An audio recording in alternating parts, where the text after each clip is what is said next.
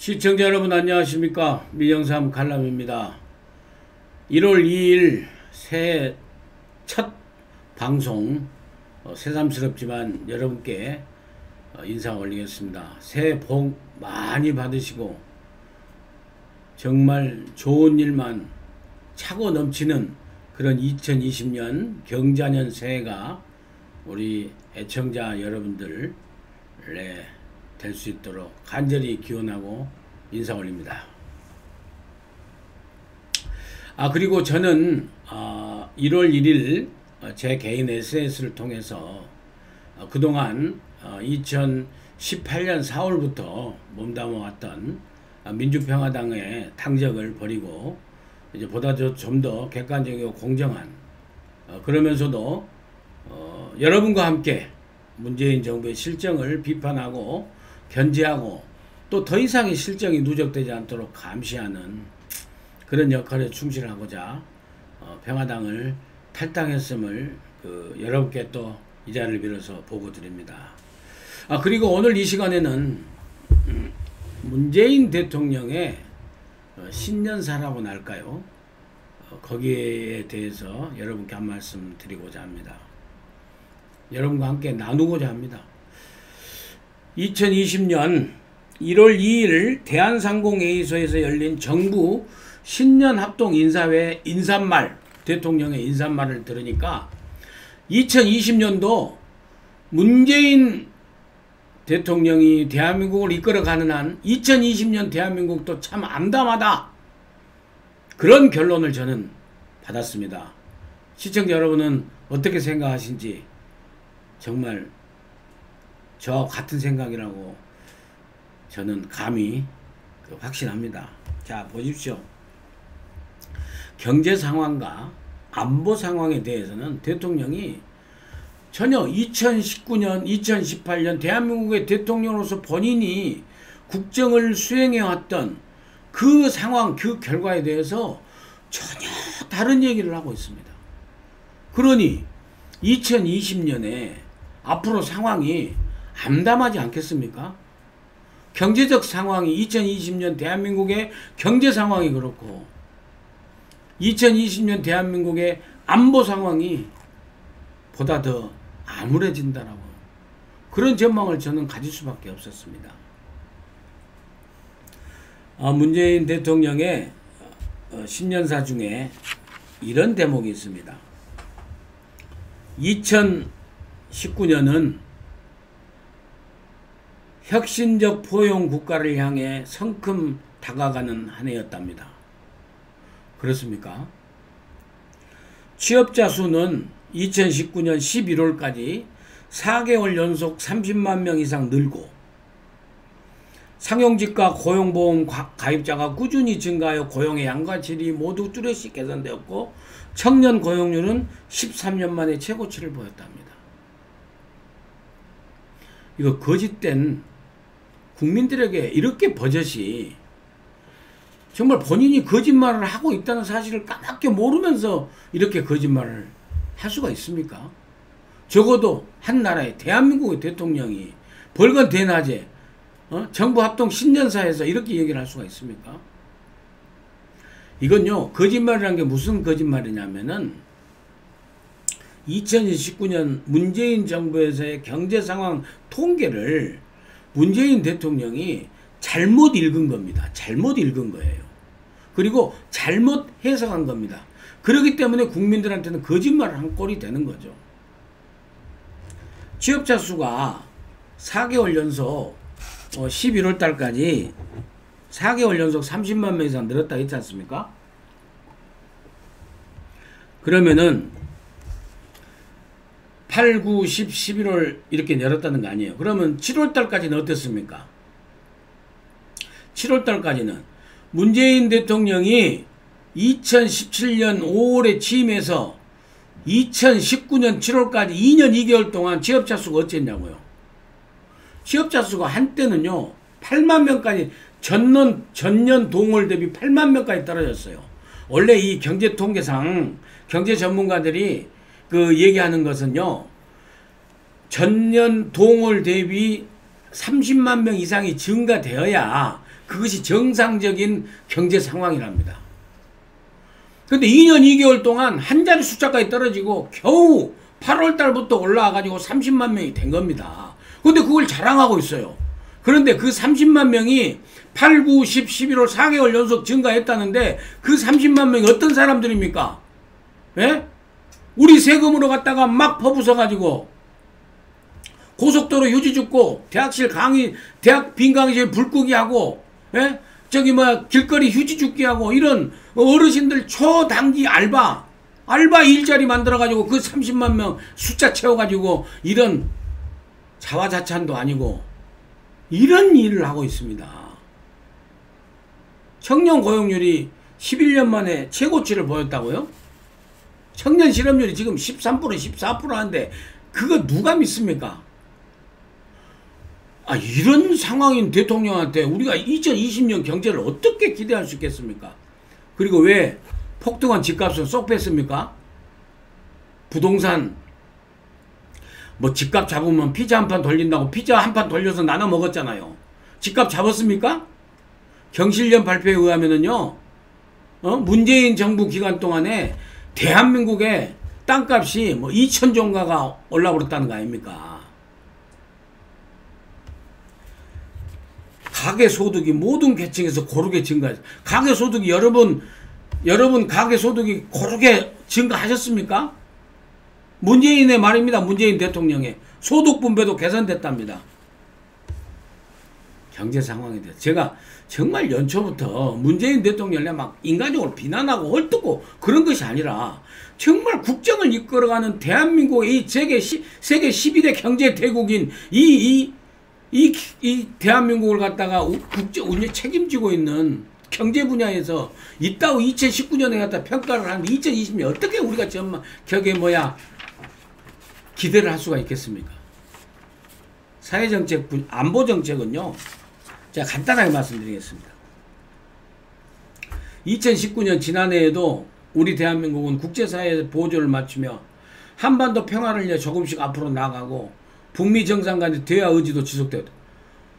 2019년 대한민국이 한반도 평화가 한 발짝이라도 앞으로 나갔습니까? 쇼만 하고 말았죠. 김정은의 비핵화 정책이 단 1cm라도 진전이 있었습니까? 하노이 회담에서 진전이 있었습니까? 6월 30날 판문점의 3자 회동에서 진전이 있었습니까? 그리고 스웨덴에서 겨우 재개한 북미 실무대화가 2019년 연말까지 무슨 진전이 있었습니까? 성과가 있었습니까?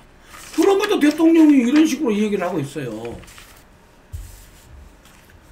제일로 문제되는 것, 제가 생각할 때 제일로 암울하고 문제되는 건요,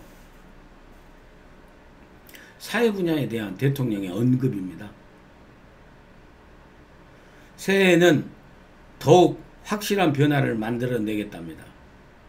권력기관 개혁과 공정사회 개혁이 그 시작이랍니다. 그럼 2년 6개월 동안 이때까지 뭐 했어요? 권력기관 개혁 안 했어요? 이제 시작이면? 권력기관 개혁했다면서요. 국정원을 개혁했다고 해서 간첩 잡는 기능 싹 없앴지 않습니까? 군을 개혁한다고 해서 육군 중심의 군 개혁한다고, 그리고 한반도 평화 정착시킨다고 군 개혁한다고 해가지고 장군 숫자 줄인다고 몇 년 뒤에 줄인다고 발표나 했지. 사실은 하늘 땅 바다 군 개혁 그렇게 잘해서 북한 애들한테 다 열어놨습니까? 예? 몇 톤짜리 목선이 3박 4일을 갖다가 우리 영해를 갖다가 갈고 다녀도 못 잡는 그런 군이 그 문재인 정부가 개혁한 군대의 모습입니까? 권력기관 개혁 얘기하겠습니다. 아직도 무엇이 부족합니까? 윤석열 검찰이 그렇게 눈에 까십니까? 권력기관 스스로 개혁에 앞장서 주시길 기대합니다. 윤석열 검찰처럼 대한민국 정부 수립 이후에 검찰 제도가 도입돼서 검사 제도가 도입 있는 이후에 윤석열 검찰처럼 검찰 개혁을 갖다가 앞장서서 한 검찰이 이 헌정사에 있었습니까? 있었습니까? 뭘 권력기관 스스로 개혁에 앞장서 주길 기대합니까? 이건요, 아직도 조국에 대한 환상을, 조국에 대한 그런 그 분노에 그런 국민의 감정을 전혀 모르고 내 식구 내 새끼 내 패권 세력인 조국을 갖다가 윤석열이 네가 왜 이렇게 갖다가 불구속 기소를 하느냐, 이런 몽이 부리고 오기 부리는 이런 말 아닙니까? 대통령이 이런 따위 이 따위의 얘기를 갖다 신년사에서 해야 되겠습니까? 현실과 동떨어진 권력기관이 국민의 신뢰를 받을 수 있을 때까지 법적 제도적 개혁을 멈추지 않겠습니다. 뭔 법적 제도적 개혁이 아직도 남았습니까? 검찰개혁의 요체가 뭡니까? 인권수사, 인권보존, 인권보호, 그 다음에 살아있는 권력으로부터의 독립, 그리고 정치적 중립, 정치적 중립 수사, 살아있는 권력으로부터의 독립된 수사, 윤석열 검찰이 하고 있지 않습니까? 문재인 대통령이 30년 직위인 어떤 모씨를 어떤 그 지방자치단체장에 당선시키기 위해서 청와대 비서실장부터 정무수석, 민정수석, 민정비서관, 무슨 행정관 모두가 나서고 무슨 장관이 나서서 다 선거 개입해서 도왔던 의혹들과 정황들이 나오는 것을 갖다 윤석열 검찰이 직접 울산지검에서 있던 걸 가지고 중앙지검으로 가지고 수사를 하고 있지 않습니까? 이것이 검찰개혁의 참다운 모습이 아니고 뭡니까? 차라리 윤석열을 자르십시오. 문재인이 윤석열 자르는 순간 문재인 대통령이 윤석열 검찰총장을 자르는 순간 광화문에는 2천만 명의 국민들이 나갈 것이고 그때는 이 민정삼이도 맨 앞장서서 마이크 잡을 것입니다. 제발 정신 차리십시오. 이제 정말 사감은 버리고 대한민국 경제 발전에 좀 공부 좀 하시고 좀 신경 쓰십시오. 마음을 차분하게 가다듬고 안보 문제, 내가 오늘 지금 이 검찰개혁 부분에 대해서 내가 말씀드리기 때문에 안보 문제는 내가 나중에 다음에 며칠 뒤에 차분하게 말씀드리겠습니다. 김정은이가 지금 뭔 일을 할지 모르고 있는 상황 속에서 한반도 비핵화가 이미 태평양 너머로 날아간 지가 이미 오랜데 공정이 우리 사회에 뿌리 내리도록 하겠습니다. 무엇이 문재인 대통령이 생각하는 공정이라는 게 무엇입니까? 조국이 민정수석 재임 중에 자기 아들과 자기 딸의 입시 부정을 위해서 입시 비리를 위해서 했던 일이 그게 공정한 일입니까? 불공정한 일입니까? 조국 민정수석이 민정재임 수석 시에 개인 대학 후배인 모 변호사에게 아들의 가짜 인턴 활동 증명서를 갖다가 발급받아서 이 가짜 인턴을 갖다가 해준 그 변호사를 갖다가 청와대 공직기강 비서관으로 갖다가 1년 뒤에 가서 임명한 조국 민정수석 최강욱 공직기강 비서관, 이것이 바로 청와대의 공정이고 이것이 갖다가 국민이 갖다가 바라볼 공평함입니까? 무엇이 공정함을 이룬다는 겁니까? 청와대 대통령 가족과 청와대 수석비서관 이상의 고위공직자들의 비위와 부정부패를 감찰할 대통령 직속 특별감찰관은 임명한 지 2년 7개월이 되도록 아직도 임명하지 않고 있는 것이, 공석으로 놔두고 있는 것이, 그것이 바로 공정함입니까? 청와대 비서관들이 온갖 나서가지고 선거에 개입한 것은 불공정이 아니고 뭡니까? 문재인 패거리 유재수 금융정책국장 비사실을 갖다가 보호하고 감찰하고 비호해 준 것이 그것이 공정함입니까? 불공정함입니까? 울산시장 선거에 가서 백원호 비서관이 특별 하명수사해서 황운하 울산 경찰청장한테 수사하게끔 하고 보고받고 있는 것이 그것이 공정함입니까? 그런 걸 갖다가 다 수사하고 있는 윤석열 검찰이야말로 검찰개혁이고 대한민국 국민들이 바라는 공정함 아니고 무엇입니까? 신년사에서 그렇게 할 말이 없었고 이런 얘기를 하고 있어요.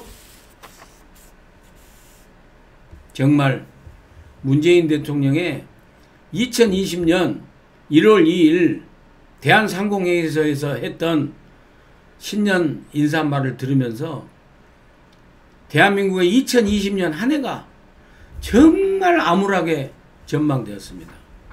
이제 이 암울한 전망을 우리가 희망으로 바꿀 수 있는 길은 이제 110여일 뒤에 남은 4.15 총선 날에 이런 문재인 대통령에게 정말 따끔한 한 방을 먹여주고 문재인 정부와 문재인 당을 심판하는, 그래서 문재인 정부를 실질적으로 견제하고 제도적으로 국회 입법부 권력 내에서 다시 할 수 있는 그런 과반 의석을 차지할 수 있도록 우리 국민들이 반드시 힘을 모아서 그런 결실을 맺을 거라고 생각합니다. 2020년 4월 15일 선거 결과에 따라서는 문재인 대통령은 정말 2020년 이 한 해가 아니라 나머지 임기까지도 보장될 수 있을까? 저 개인적으로는 정말 대한민국의 또 하나의 그냥 소용돌이가 치지 않을까? 또 한 번의 대통령 탄핵이라는 이런 소용돌이가 치지 않을까? 정말 우려됩니다. 오늘 제가 신년 벽두부터 목소리를 상당히 높여서 시청자 여러분께 송구합니다.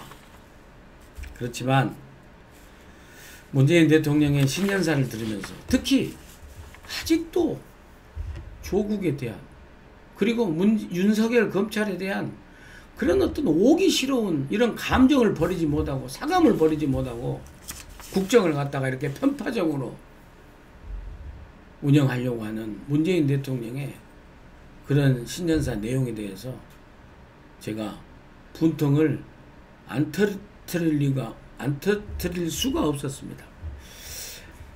예, 다음 주제로 또 여러분 찾아뵙도록 하고요. 2020년 1월 2일 문재인 대통령의 신년사에 대한 민영상 칼럼 여기서 마치도록 하겠습니다. 끝까지 시청해 주신 여러분 대단히 감사합니다.